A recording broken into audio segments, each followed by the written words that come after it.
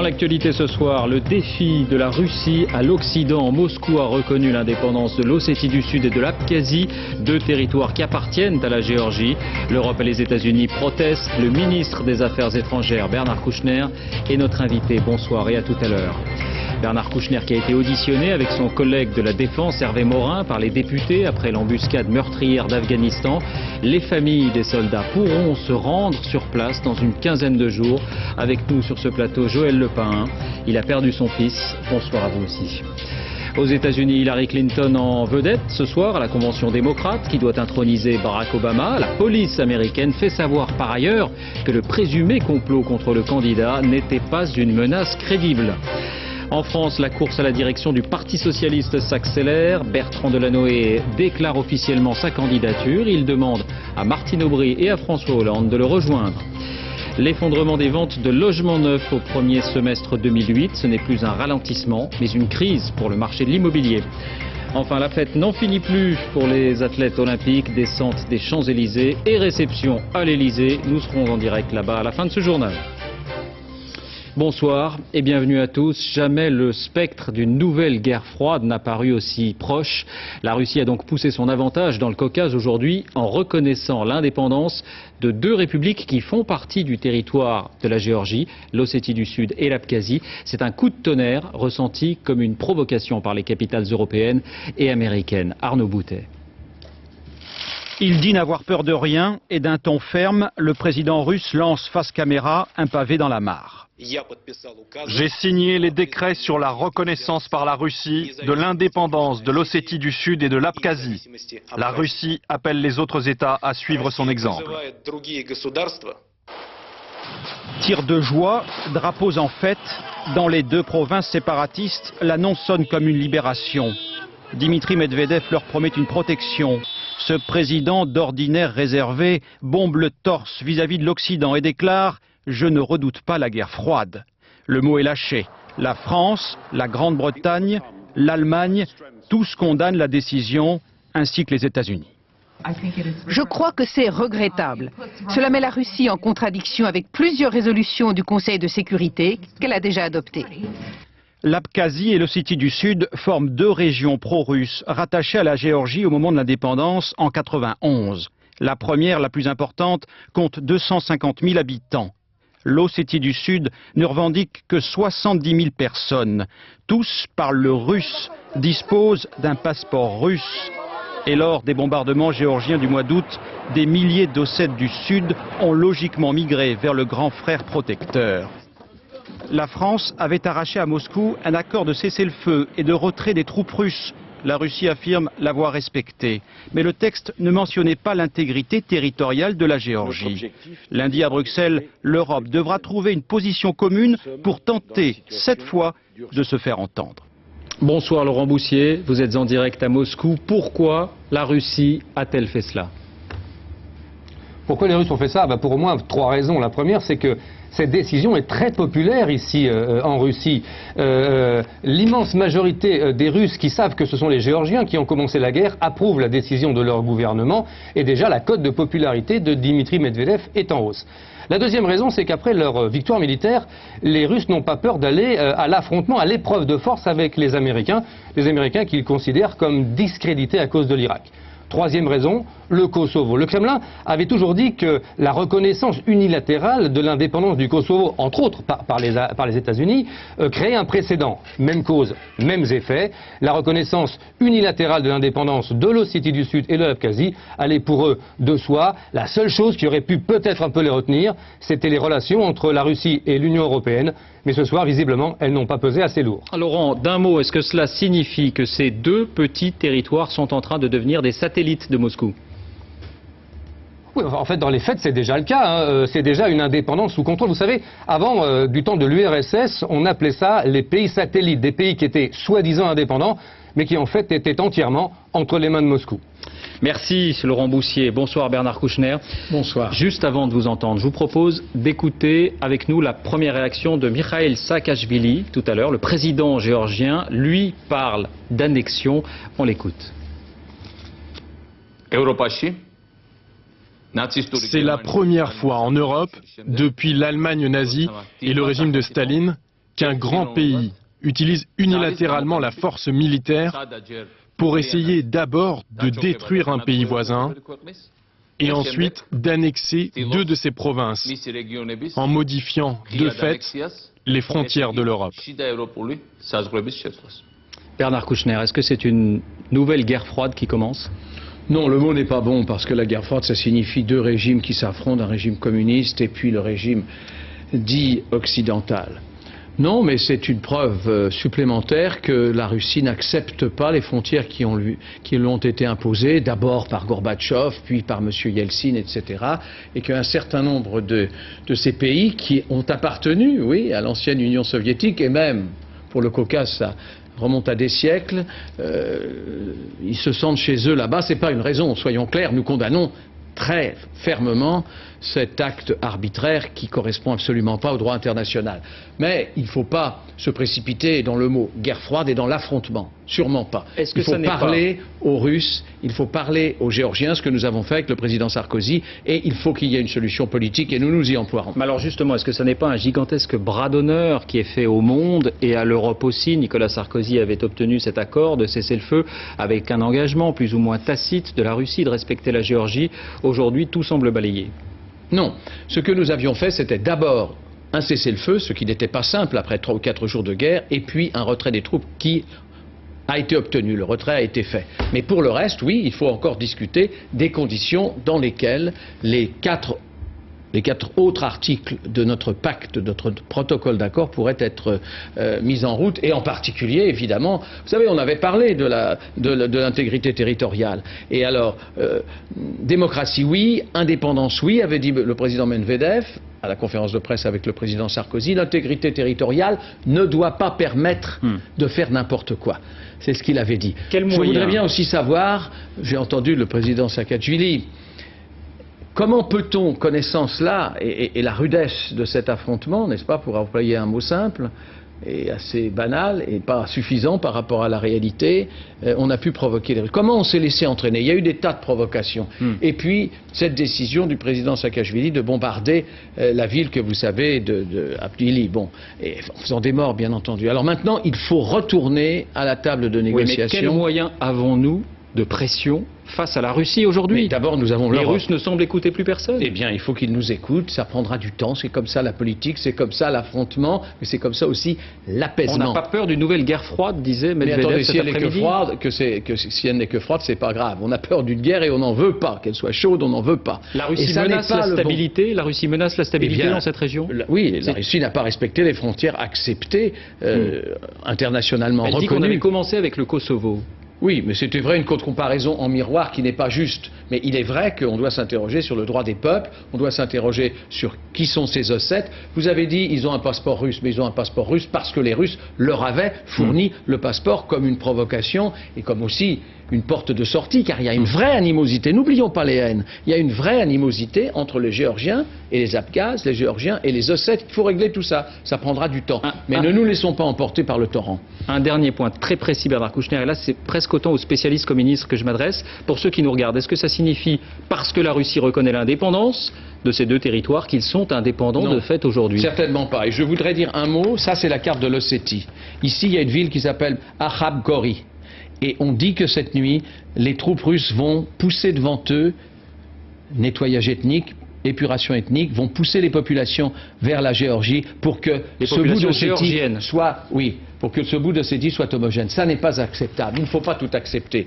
Mais bien sûr, il faut parler, bien sûr, il faut s'accommoder. On est dans les paroles pour l'instant et on ne peut pas aller au-delà. Non, il ne faut pas s'accommoder. J'ai dit il faut s'accommoder, il ne faut pas s'accommoder d'une situation de fait. C'est ce que nous avons voulu faire en arrêtant la guerre. Parce que sinon, il y aurait eu la prise de Tbilissi et évidemment, il n'y aurait pas eu de gouvernement de M. Saakashvili pour s'occuper du pays Géorgie qui aurait été démantelé. Pas de mesure de rétorsion en attendant contre la Russie. Non, mais il y a une réunion le 1er septembre. Il y a une réunion des 27 chefs d'État européens. C'est là que tout va se jouer pour ce qui concerne l'Europe. Et nous voulons conserver absolument des moyens de pression et des rapports convenable avec la Russie, de façon à ce que ça ne dégénère pas. Merci Bernard Kouchner. Une dernière réaction sur le sujet. L'ex numéro 1 soviétique, Mikhail Gorbatchev, met en garde ce soir contre une nouvelle scission et un nouveau cataclysme dans le monde. Ce sont ses propres termes. Deuxième titre de l'actualité, l'Afghanistan. Vous restez avec nous, Bernard Kouchner, puisque vous êtes concerné. C'était en quelque sorte l'heure des explications aujourd'hui, après l'embuscade meurtrière qui a coûté la vie à 10 de nos soldats. Vous-même et Hervé Morin, ministre de la Défense, étiez auditionnés par les parlementaires sur cette attaque et sur la stratégie française dans son ensemble. À l'Assemblée, on retrouve Alexandre Cara et Philippe Jasselin. Monsieur, s'il vous plaît, je réserve mes propos aux députés. Grand oral à l'Assemblée nationale pour Bernard Kouchner et Hervé Morin. Après la mort des soldats français en Afghanistan, les députés veulent comprendre. Rien ne permettait de prévoir cette attaque massive dont ont fait l'objet nos forces. Nos soldats sont bien équipés, ce sont tous des professionnels aguerris, mais puis-je ajouter que le risque zéro n'existe pas? Dans la salle, les questions fusent sur la mission et la durée de la présence française. Des doutes aussi s'expriment, à droite comme à gauche. Telle durée? Est-ce que c'est quelques mois? Est-ce que c'est 1 an, 5 ans, 10 ans? Nous devons nous retirer, mais continuer de soutenir et former les militaires afghans. Nous ne pouvons pas nous retirer maintenant. Nous ne pouvons pas le faire. Il est probable, malheureusement, que nous essuierons encore des pertes. 2 heures de débat, chacun campe sur ses positions. Mais à gauche, certains dénoncent une responsabilité au plus haut sommet de l'État. Je vous rappelle que M. Sarkozy, lorsqu'il était encore candidat, avait dit qu'il faut se retirer d'Afghanistan. Et puis il a complètement changé de position. L'engagement de la France en Afghanistan sera de nouveau débattu à l'Assemblée nationale le 22 septembre prochain, mais cette fois dans l'hémicycle. Et dans le même temps, Nicolas Sarkozy était à Castres aujourd'hui, auprès des familles des 8 soldats tués et de leurs collègues. Il annonce qu'elles pourront se rendre en Afghanistan les 12 et 13 septembre prochains, comme elles le souhaitaient. Sur place, Hélène Hugues. Au musée du 8e RPIMA de Castres, 8 nouvelles photos côtoient désormais les souvenirs des guerres d'Indochine, d'Algérie ou du Liban. Celle des 8 soldats tombés en Afghanistan. Ici, Nicolas Sarkozy retrouve leurs camarades de combat blessés dans l'embuscade. Il les avait déjà rencontrés mardi dernier lors de sa visite éclair à Kaboul. Et puis, le chef de l'État vient aussi encourager la relève. Ces hommes, une trentaine, partiront dans quelques jours remplacer leurs camarades blessés ou tués en Afghanistan. On a toujours peur, mais on y va parce que nos camarades nous attendent là-bas. Nous sommes volontaires, nous sommes très fiers d'y aller. Vous n'êtes pas un petit peu d'anxiété, d'angoisse? On a tous un petit peu peur. Ça fait partie des règles du jeu. Des soldats convaincus du bien fondé de leur mission, tout comme Nicolas Sarkozy, qui devant leurs camarades, leurs familles, justifie une fois encore l'engagement de la France en Afghanistan.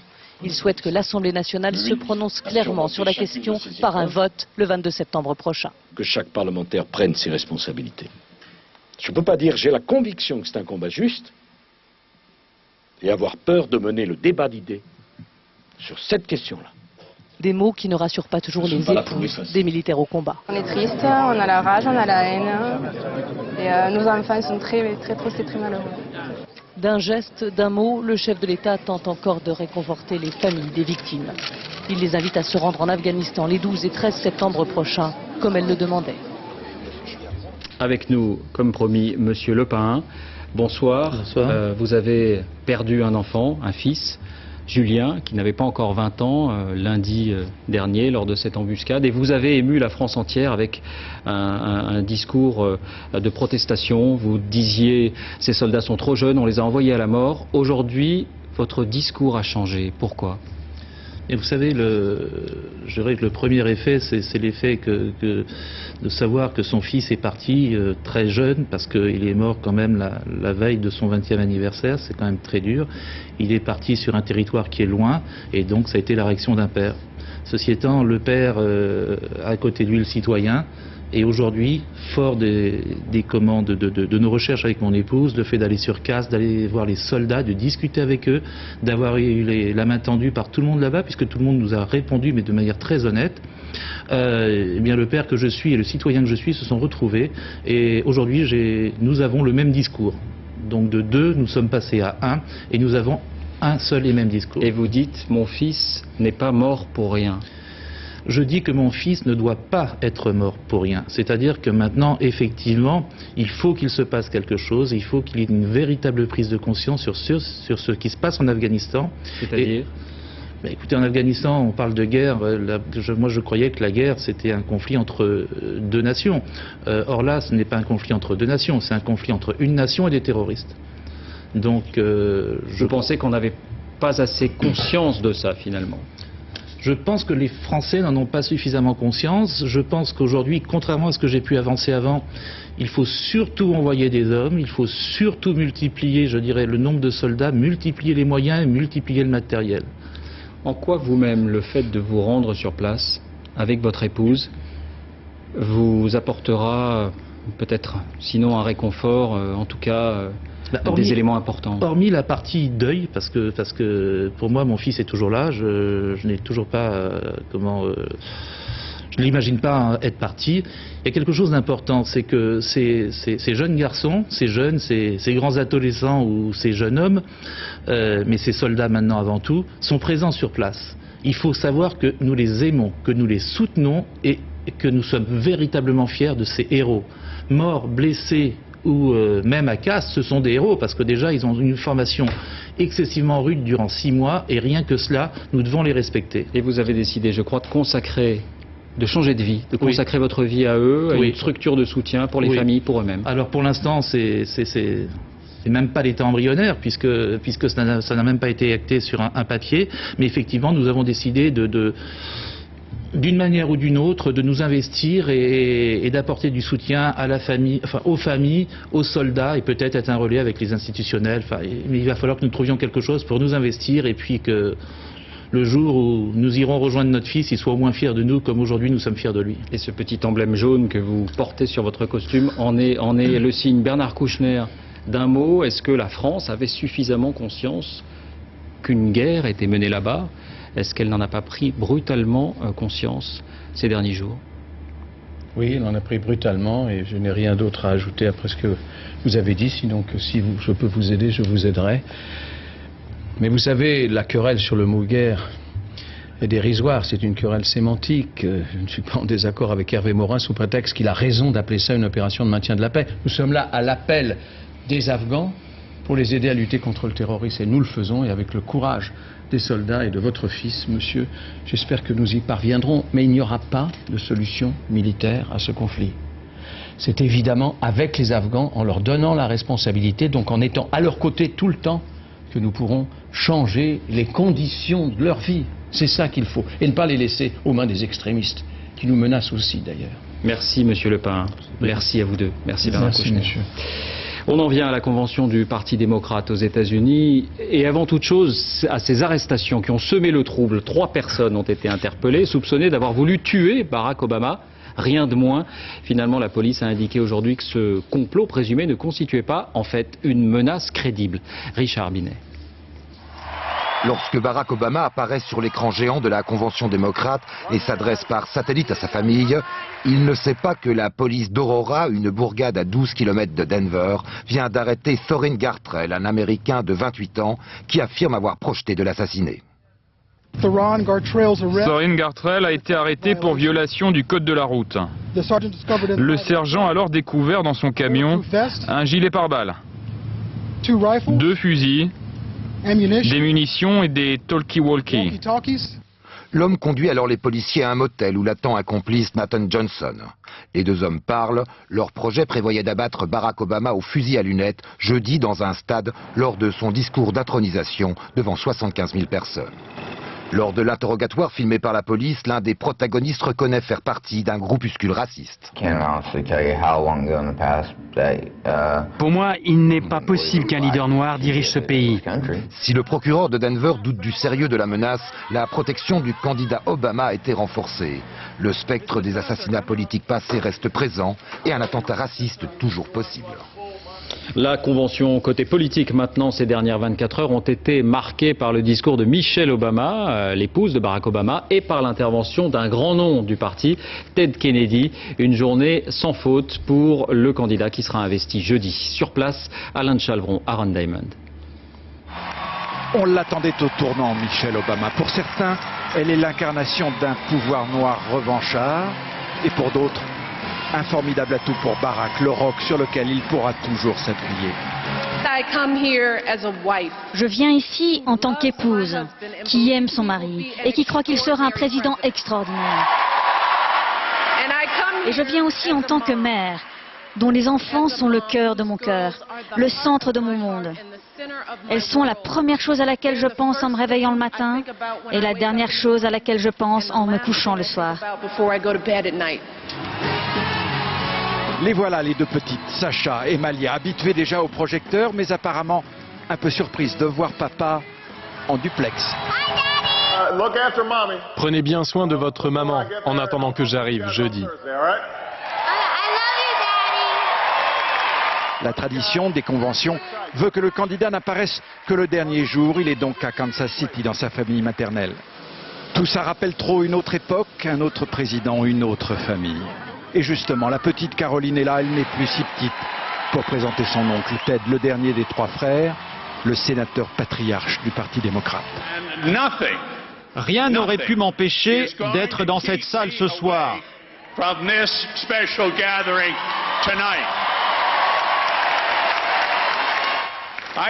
Et je vous fais le serment que je serai là en janvier sur les marches du Capitole pour l'investiture d'un grand président. Tout le monde a compris l'allusion. Ted Kennedy souffre d'un cancer du cerveau et c'est sans doute sa dernière convention. Et dans quelques heures, c'est Hillary Clinton qui est attendue à la tribune. Bonsoir Alain Chalvon, vous êtes en direct. Pourquoi est-ce que ce discours de Hillary Clinton est considéré comme capital ? Oui, écoutez, comme on dit ici, ce sera de la viande rouge ce soir et pas seulement des bulles de savon. Il faut absolument ramener au bercail les électeurs perdus d'Hillary Clinton. Il y a 10 jours, ils étaient 16% environ à dire qu'ils allaient voter John McCain, qu'ils allaient changer de camp. Aujourd'hui, ils sont 27%, c'est-à-dire presque le double. Alors qu'est-ce qui s'est passé? Eh bien, c'est le non-choix d'Hillary Clinton comme vice-présidente. Ces électeurs estiment que c'est méprisant pour eux et pour leur championne. Alors elle devra, Hillary Clinton, ce soir, se montrer très convaincante, expliquer que ce n'est pas une preuve de mépris, que c'est le choix du candidat nominé pour le vice-président et qu'il n'y a donc rien à faire, qu'il faut reconstruire l'unité du parti, sinon ce sera la chronique d'une défaite annoncée. Merci Alain. À noter enfin que l'Elysée a confirmé des informations du journal Le Parisien selon lesquelles Barack Obama a téléphoné à Nicolas Sarkozy hier soir pour évoquer des dossiers internationaux, la Géorgie ou l'Afghanistan entre autres. L'actualité en France, et on reste dans la politique, Bertrand Delanoë se lance officiellement dans la course pour la direction du Parti Socialiste. Il l'indique dans le quotidien Le Monde. Jeff Wittenberg et David Dameda l'ont rencontré aujourd'hui. Le vrai faux suspense n'aura pas passé l'été. Bertrand Delanoë, lui aussi, concourt pour la tête du parti. Je crois que je dois aller au bout de mon engagement pour nos convictions, parce que la France va pas bien, que les Français ont besoin d'un parti socialiste efficace. Nous avons une qualité, c'est que nous aimons passionnément la démocratie. Tellement de passion pour la démocratie au PS que dans son entretien au journal Le Monde, Bertrand Delanoë dit vouloir mettre fin à l'autodénigrement et aux petites combinaisons. Ça n'empêche pas les alliances, un mot plus présentable. Les amis du maire de Paris ont déjà tout prévu. Bertrand Delanoë souhaite rassembler, il s'est adressé d'ailleurs à la fois à Martine Aubry, dont on pense qu'elle devrait normalement être dans une assez grande proximité avec lui, à François Hollande, à Jean-Marc Ayrault, à d'autres. Rassembler donc, mais sur quelle ligne? Au printemps, Bertrand Delanoë avait jeté un certain trouble en s'affichant dans son livre de l'audace socialiste et libérale. La campagne va maintenant démarrer pour de bon. Ségolène Royal est candidate depuis déjà plusieurs mois. Martine Aubry, elle aussi, publie cette semaine un livre au titre qui ne laisse guère de doute. Et si on se retrouvait? Chacun a fait connaître sa pensée. D'autres candidats, tels Pierre Moscovici, sont en embuscade. Bref, le PS est prêt pour une de ces batailles internes dont il a le secret.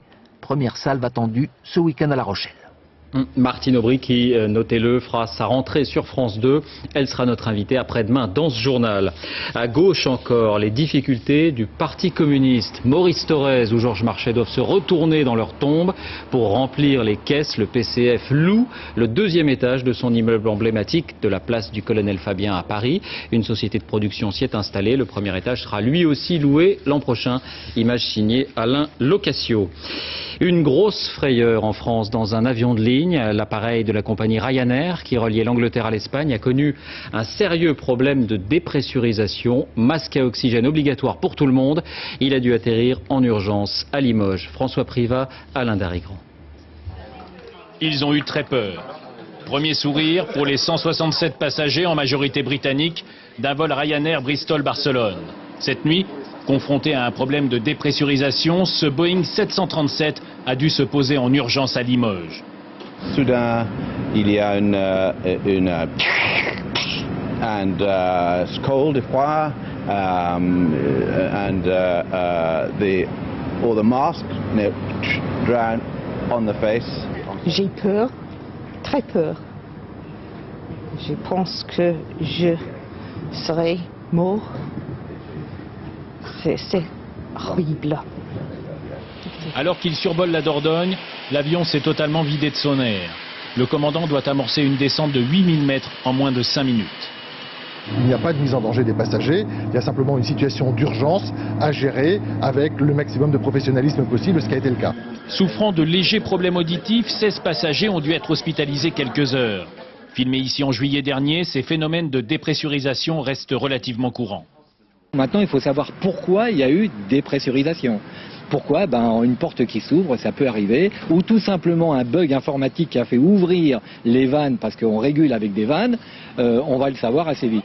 La plupart des passagers a regagné Barcelone par un autre vol, une vingtaine a préféré emprunter un autocar. Les enquêteurs ont immobilisé l'avion et saisi sa boîte noire. En bref, le chauffeur du car de supporters marseillais à l'origine de l'accident qui a fait 2 morts a été mis en examen pour homicide involontaire. Il s'était, semble-t-il, retourné à l'appel d'un passager et le véhicule aurait dévié de sa route. Il a été laissé en liberté. L'économie, ce n'est plus un ralentissement, c'est un effondrement. Les ventes de logements neufs ont baissé de 30% au cours du premier semestre de cette année. La France, comme la plupart de ses voisins, ne devrait pas échapper à une vraie crise de l'immobilier. Sophie Brune, Mourad Bouretima. De moins en moins d'acheteurs, de plus en plus de biens, le ralentissement du marché immobilier se confirme. Au deuxième trimestre 2008, les ventes de logements neufs ont chuté de 34%. Toutes les régions, sauf la Champagne-Ardenne, sont concernées. En Lorraine, Bourgogne, Limousin, Midi-Pyrénées et Aquitaine, la baisse dépasse même les 50%. Principale raison, les ménages ont plus de mal à emprunter pour acheter. Ce retournement marque en fait la fin d'un cycle. Ce marché ne pouvait pas continuer à croître indéfiniment, parce que si je veux caricaturer, je dirais qu'on ne peut pas déménager tous les ans ou tous les 2 ans. Donc quand on a une période d'expansion, on a forcément une période de repli qui s'ensuit, et justement, on se situe dans cette période de freinage. Il y a un an, il fallait en moyenne 7 mois et demi pour vendre un appartement. Aujourd'hui, c'est presque le double. Du coup, le stock de logements neufs proposé à la vente atteint 110 500 logements, du jamais vu depuis 30 ans. Face à cette crise, les promoteurs ralentissent leur activité, avec des mises en chantier moins nombreuses. Paradoxe, les prix du neuf, eux, continuent d'augmenter. Les constructeurs expliquent qu'ils répercutent seulement la flambée des matières premières. L'environnement, demain s'ouvrira à Bordeaux un procès très attendu en matière d'OGM. 12 militants anti-OGM, dont José Bové, seront jugés. Mais surtout, le gérant de l'exploitation agricole comparaîtra lui aussi. Il avait riposté en tirant un coup de fusil en l'air. Il assume son geste. Francis Mazoyer et Olivier Prax l'ont rencontré. Ils s'expriment pour la première fois devant une caméra de télévision. Voilà, le maïs OGM était stocké dans ce silo-ci. Marc Giblet, c'est l'auteur du coup de feu lors d'une manifestation anti-OGM en Gironde. 2 ans après les faits, le producteur veut expliquer son geste.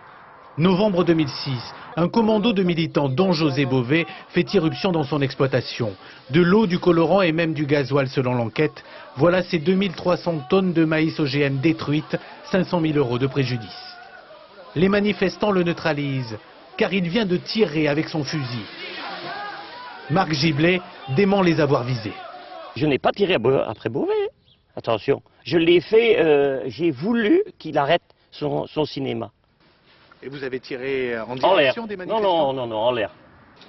Les faucheurs volontaires présents ce jour-là nient formellement cette version des faits. Ce n'était pas un coup de feu pour nous faire peur, il n'était pas dans un état de nous faire peur, il était là pour régler des comptes, quoi. Ce producteur est aussi accusé d'avoir violemment percuté avec son 4x4 des véhicules de manifestants. Voici comment il tente de le justifier. Pour que tout le monde ne parte pas, j'ai détruit des voitures de telle sorte qu'il reste des preuves de leur intervention. C'est répréhensible de détruire des voitures comme ça. Et quand on vient détruire pour 500 000 € chez vous, c'est normal.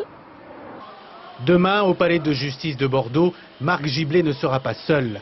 12 militants anti-OGM, dont José Bové, comparaîtront pour destruction de récolte. le tribunal servira une nouvelle fois de tribune politique.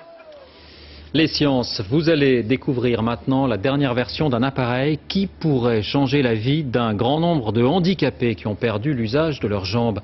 Il s'agit d'un système qui permet de se tenir debout, de marcher et même de monter des escaliers. Une compagnie israélienne procède à des essais cliniques. La commercialisation pourrait commencer dans 2 ans, mais c'est très cher. Perrine Bonnet. Radi Kayof est paraplégique. Il vient de passer 20 ans dans un fauteuil, conséquence d'un grave accident. 2 sangles autour des jambes, une autour du torse. Et le miracle se produit. Radi Kayof se redresse en 2 secondes et ce n'est pas tout. Une fois ce petit boîtier activé, il peut marcher. Tout cela grâce à un squelette entièrement robotisé. 2 moteurs au niveau des jambes, une batterie dans le dos et un ordinateur portatif pour commander le tout. J'ai été blessé il y a 20 ans et jamais j'aurais cru pouvoir remarcher un jour. Le robot permet même de monter des escaliers. Mais il ne résout pas tout, il faut encore avoir l'usage de ses bras et un haut du corps bien musclé pour garder l'équilibre. L'intérêt est d'abord médical. Debout, le paraplégique sollicite des muscles endormis et redéploie ses poumons. Il y a aussi tout simplement le bonheur d'être sur ses pieds. Le principal intérêt de cette machine, c'est qu'elle rend aux gens leur dignité, l'estime de soi. Et on ne se rend pas compte de ce que c'est. La société qui a conçu le robot voudrait le commercialiser d'ici à 2010, au prix de 15 000 €, le prix d'un fauteuil roulant haut de gamme. Les Japonais aussi voudraient lancer un produit équivalent. Cette carapace blanche a été conçue pour porter des charges lourdes et surtout soulager les muscles des personnes âgées, un marché juteux au pays des centenaires. La fête, toujours la fête et encore la fête. La France n'a pas envie de refermer la quinzaine olympique. Elle n'en finit pas de remercier ses athlètes. Une descente des Champs-Élysées était organisée aujourd'hui dans une ambiance bon enfant, même si on est resté loin tout de même des délires de la Coupe du Monde 98. Christophe Duchiron, Pascal Caron. C'était place de l'Étoile cet après-midi et à peine descendues des podiums de Pékin, les étoiles olympiques descendaient des Champs-Élysées, à l'invitation d'un sponsor qui les a fait voyager en autobus. On était là dans l'exploitation commerciale et l'hommage populaire. Les spectateurs par milliers regardaient passer le convoi des médaillés. La rue était un stade, le trottoir une tribune et l'entrée du magasin une cour de récréation. Les plus costauds ont pris la porte, c'est-à-dire que le secrétaire d'État au sport a sauté en l'air.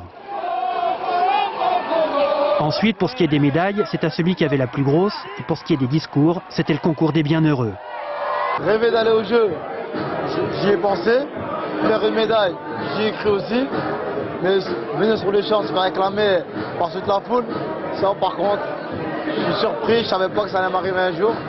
Tu sais que tu as fait quelque chose de bien, mais c'est là vraiment que tu t'en rends compte.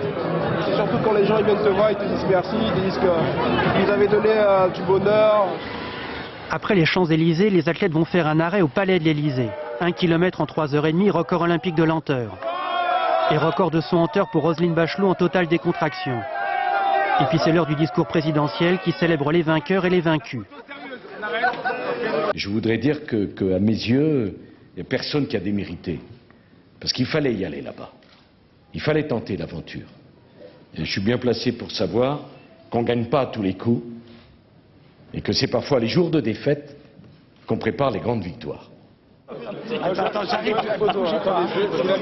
Par respect pour la fonction, nulle extravagance des athlètes avec le président de la République. Quand même, un handballeur téméraire lui passe la médaille d'or autour du cou. On ne saurait dire qui était le plus heureux des deux. Les côtés handball, regardez. Là, ça change la vie. Et pour prendre la température, on retrouve en direct de l'Elysée l'un des handballeurs en or de l'équipe de France, Joël Abati. Merci d'être avec nous. Vous vous attendiez à cet accueil à Paris et à cette ambiance? Pas du tout. J'avoue que on avait entendu en Chine tout cela, mais quand on a vu le nombre de personnes sur les champs, on s'est dit vraiment qu'on a fait quelque chose de grand et que les gens vraiment ont été fiers de nous. Et là, c'était exceptionnel. Ça fait chaud au cœur? Ça fait chaud au cœur. C'était notre mini championnat du monde en 98. J'avoue qu'on savoure aussi, les handballeurs, les autres sports savourent pleinement ce moment. Et nous aussi, nous avons porté haut les couleurs de la France en Chine. On a ramené une médaille d'or et Et ça vaut tout l'or du monde. Quels sont vos projets pour les jours et les heures qui viennent? Déjà passer du temps avec nos familles, parce qu'on a quand même passé 3 semaines, voire 3 mois sans les voir. Et puis passer du temps avec nos amis, ceux qui nous côtoient tous les jours, et aussi que c'est leur médaille. Je crois qu'on les a représentés en Chine, mais c'est aussi leur médaille parce qu'ils ont passé du temps avec nous, ils nous ont supportés aussi. Et ça, on peut partager cette médaille avec eux dans ces moments-là aussi, dans la joie, dans la bonne humeur. Et cette médaille, vraiment, elle nous va chaud au cœur. Et je pense que nos parents aussi sont fiers de nous parce que quand on a commencé une discipline, on ne pense pas à ce genre de choses. Et quand on ramène une médaille, on se dit qu'on a bien fait de rêver et que tous ceux qu'on a vus avant nous ont fait rêver. Et maintenant, on fait rêver une nouvelle génération. Et j'espère qu'à Londres, il y aura de cette génération qu'on a fait rêver aujourd'hui, porteront en haut ces couleurs et ramèneront des médailles comme on a pu ramener aujourd'hui. Merci Joël Abati. Je ne sais pas si la fête continue ce soir, mais essayez de dormir un peu quand même. Merci à vous. Merci beaucoup. Du cinéma avec le nouveau film de Florence Quentin, autrefois scénariste. On lui doit notamment La vie est un long fleuve tranquille. Cela s'appelle Leur morale et la nôtre. C'est une comédie qui met en scène un couple radin, hargneux et qui est au centre d'un juteux trafic. Victoria Abril et André Dussolier, il s'agit d'eux, comme on les a rarement vus. Marie-Jo Jouan, Jean-Jacques Le Garec. Attention, les Gustins vivent peut-être près de chez vous. Ou remboursé. Ah, je vous préviens, je n'ai rien. Croix-rouge ou pas Croix-rouge, Ils sont radins. Je vais m'occuper de ma petite voisine. En tout cas, c'est lui qui hérite et nous, dans tout ça, on fait ceinture. Intéressés, forcément. Oh, quelle salope, cette vieille. Quelle salope. Un couple fusionnel qui écoule au noir des produits satisfaits ou remboursés achetés dans des supermarchés. On n'accepte pas les ventes de réduction. On ne prend que du liquide et on ne fait pas de... Une petite entreprise menacée par l'héritier de leur voisine, décédé pour l'anecdote d'une pizza avariée qu'ils lui ont refilée pour 2 €. Très arabe. Et oui, l'héritier est arabe. Si c'était un islamiste. Ou un islamique, je ne sais plus. Car les Gustins sont de surcroît racistes. Que trame cet inconnu? C'est le début d'une filature qui les entraîne jusqu'à Nice. Ils sont racistes parce que c'est des gens qui vivent enfermés. Ils vivent à 10 minutes de la mer, à 10 minutes de la montagne et ils vivent enfermés dans leur sous-sol. Donc c'est des gens qui ne voient la vie qu'à travers la télé. Quelquefois il y a des Gustins qui se cachent, un peu qui contrôlent un peu ces réactions-là. Les nôtres, non, ils contrôlent rien, ils disent tout. Là les Gustins, c'est pas des gens dangereux, c'est pas des gens méchants. Silou. Miaou. Bonjour, pardon. Encore une fois, je vous ai fait peur, Muriel. Non, pas du tout. Ce qui m'ennuie, moi, c'est tout le monde il est beau, tout le monde il est gentil. On se dit qu'on force le trait et puis finalement, quand on rencontre dans la réalité des gens ou des situations, on se dit qu'on n'a pas été aussi loin que la réalité. Tout dépend de quelle réalité, car côté look, pour André Dussolier, le raffiné, les chaussettes dans les sandalettes, c'était de l'extrême. J'aime bien les grands écarts, mais quand même à ce point-là, c'était gonflé, quoi, évidemment. Gonflés et habiles, ces 2 acteurs, complices aussi, se prenant à leur propre jeu, et puis jouer les méchants, c'est tellement plus intéressant et plus drôle pour le spectateur. Voilà, sorti demain. Avant de refermer ce journal, je vous en rappelle l'un des principaux titres, le défi de la Russie à l'Occident. Moscou a reconnu l'indépendance de l'Ossétie du Sud et de l'Abkhazie, 2 territoires qui appartiennent à la Géorgie. L'Europe et les États-Unis protestent, cela n'est pas acceptable, nous disait tout à l'heure sur ce plateau Bernard Kouchner qui accuse Moscou de préparer un nettoyage ethnique en Ossétie du Sud. Et puis à l'instant, George Bush indique qu'il s'agit d'une démarche irresponsable de la Russie. C'est la fin de cette édition, merci de l'avoir suivi. Tout de suite la météo, Tania Young, 20h50, le 3e épisode de votre saga de l'été, Terre de Lumière. À demain.